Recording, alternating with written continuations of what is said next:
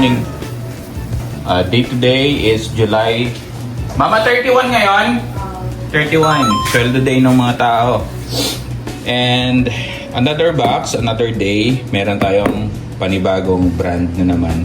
This is beef. Baka. Pwedeng gawing tapa, pwedeng gawing pares, pwedeng gawing caldereta, pwedeng yan. So, malalaman natin is the name of the brand. First, come soon. First time ko na naman sa mga gumagamit ng baka na frozen, ang familiar tayo is Freeboy, Mondelli, pero yung Comsol parang bago na naman siya. Bagong brand na naman. So makikita natin, this is assuming this is Brazil. Yan, tag ng Brazil. Okay, information. Tignan natin kung ilang kilo. Catch weight. Kagabi pa ito nasa labas. Okay, catch weight natin. This is lapit natin. Ito ay 23 kilos. So production date niya, yan. So 22.50. Zoom natin. So 22.50. Alright. Manufacturing date. Ito ba yan? Yan. So manufacture date is October of 2021. Expiry date October of 2027. So that's basically 2 years if na-maintain niya yung temperature niya. Syempre, hindi naman pwede nakalabas at masira yung karne. So kung nasa cold storage, then it will last. Okay, open na natin. So ano yung part na to? Yung pala yung important thing na malaman ninyo. Ang part na to ay tinatawag na beef 4/4, boneless beef, rub 4/4. Ibig sabihin ng rub, lagi nyo hahanapin yan kapag ang gusto nyong part ng baka is palambutin or yung mas malasa. Ito yung yun niya, boneless beef 4/4. Ibig sabihin ito ay shoulder or yung pigi ng baka kapag 4/4. Pag sinabing rub, this is the front. And ibig sabihin ng rub is, as per Google, it is boneless. Okay? Pag sinabing, yan, lagi nyo titignan yan, rub. Yung salita na yan. That means it is boneless. Okay? So, good ang part na to sa mga palambutin kasi ito ay malasa. Especially sa tapa. Sa part ko, gagawin ko siyang tapa and corn beef para sa tindahan. So yellow, unusual, hindi katulad sa yung usual na blue sheet. Yan, malambot na siya. Okay natin. So sealed naman, tinoko na siya kagabi pa lang, and nakuha ko tong supply na to from GNC sa may Paliparan, Dasmariñas. Kung malapit kayo sa kanila, visit nyo sila or check nyo ang kanilang Facebook page para maka-order kayo sa kanila. Lumalaki na yung na yan, kaya swerte rin kami kasi malapit sa amin. Lumalaki-laki na yung kanilang operation. So tignan natin.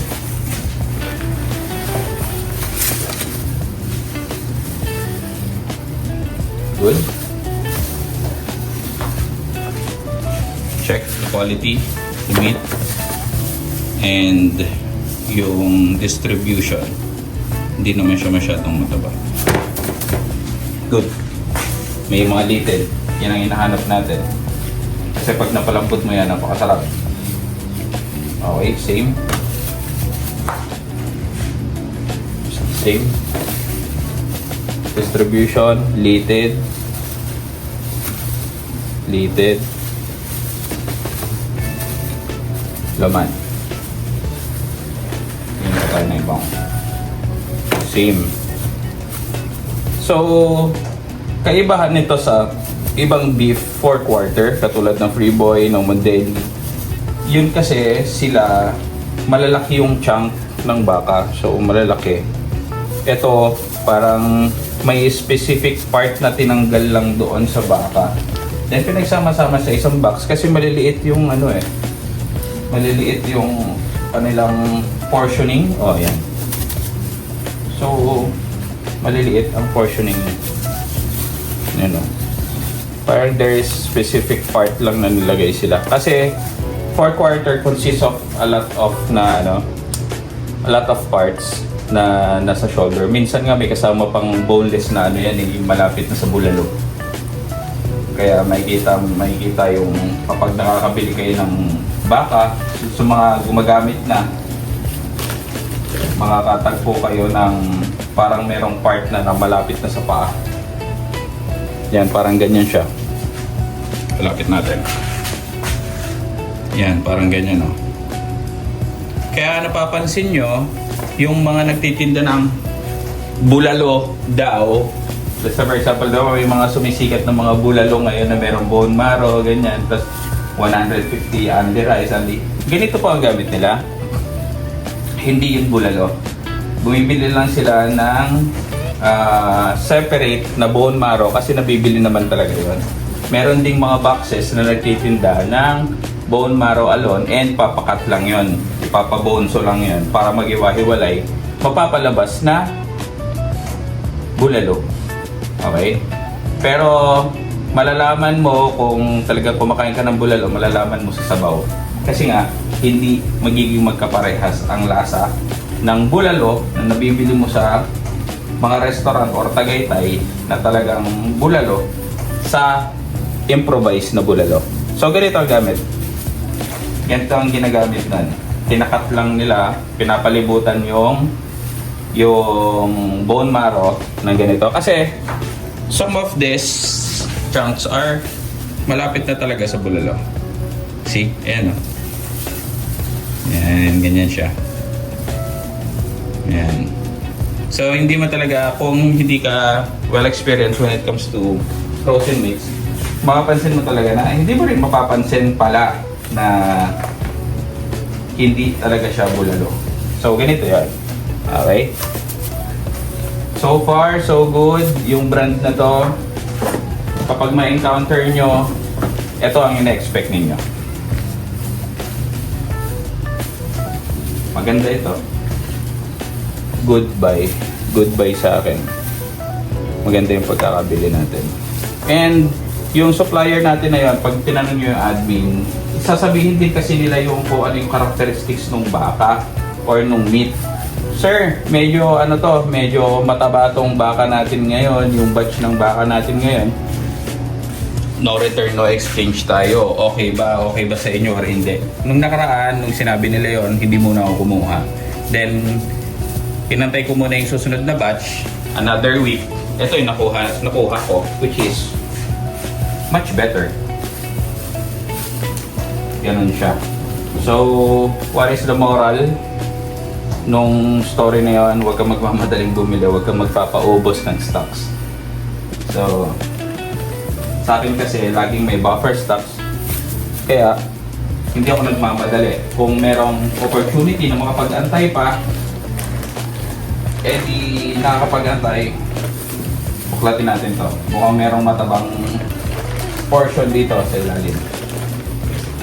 Ayun. Ayun siya. Tanggal natin to.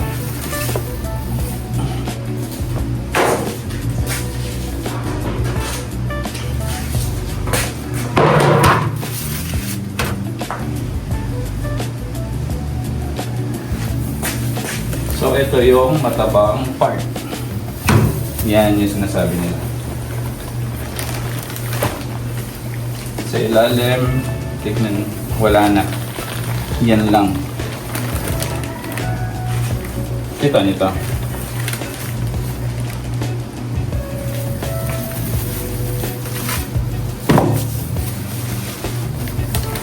Open natin.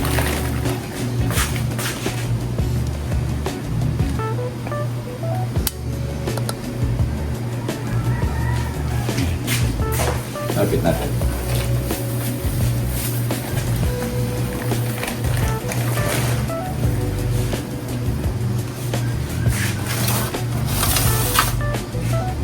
So ito, titignan natin. Ayan o, makikita nyo parang ibang part na naman siya ng baka. Pakiramdam ko nasa likod na part to. Kasi kumbaga sa baboy para siyang back fat. Ayan, lapad. So dito natin kukunin ang ating taba.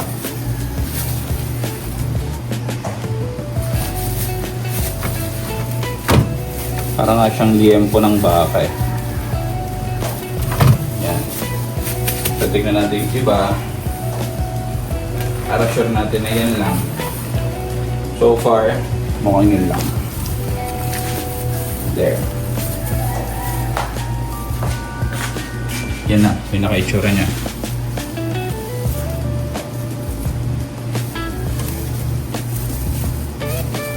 So, quality-wise, okay naman. Last time, nag-trending yung kay Emil Sumangil na about dun sa mga pares na tinitinda hindi beef. Ang tawag doon ay, if I'm not mistaken, that's tangroot ng baboy, yung gamit nila. Ang tangroot kasi ng baboy, ito yung kadugtong nung sa dila, nung sa parang medyo paliig na laman ng baboy. Pwede mo kasi mapagkamalan talagang beef yon kasi texture wise kamukha, mapula, madugo, so mapagkakamalan mo talagang beef. Okay, so to wrap up this video, conclusion natin sa brand na to, ano ba tawag ulit rito? Comsul. Yan. To wrap things up, okay naman siya. Meron lang naligaw na part na to. Yun nga yung sinasabi ko. A rub, ano ba tawag dito? A 4/4 part of ng beef is actually consists of multiple parts ng baka. So hindi lang siya nanggagaling sa shoulder lang, sa ganyan. Multiple parts siya na nandoon sa, kaya siguro tinawag na 4/4. Multiple parts. Okay? So, okay siya sa mga nagpapares or anything nagtatapa. You can use this brand for your business. And, Mama, magkano to kilo? Na itong baka? 375, yun lang. Yun ang problema ngayon. Ang mahal pa lang nga pala ng baka. So, 375 ang frozen. Full sale pa to ha. Kapag retail, nakita ko kahapon sa market, 420. Kapag baka naman na laman galing sa mahogany, that's 450. 430, 450. So, ganun ang bentahan ng baka ngayon. Biglang tumas eh. Last time, magkano ang baka? 320?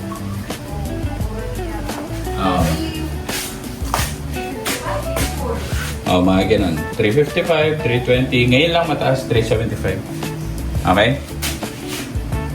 So, that's all for this video. Sa trabaho na si Boss Buboy.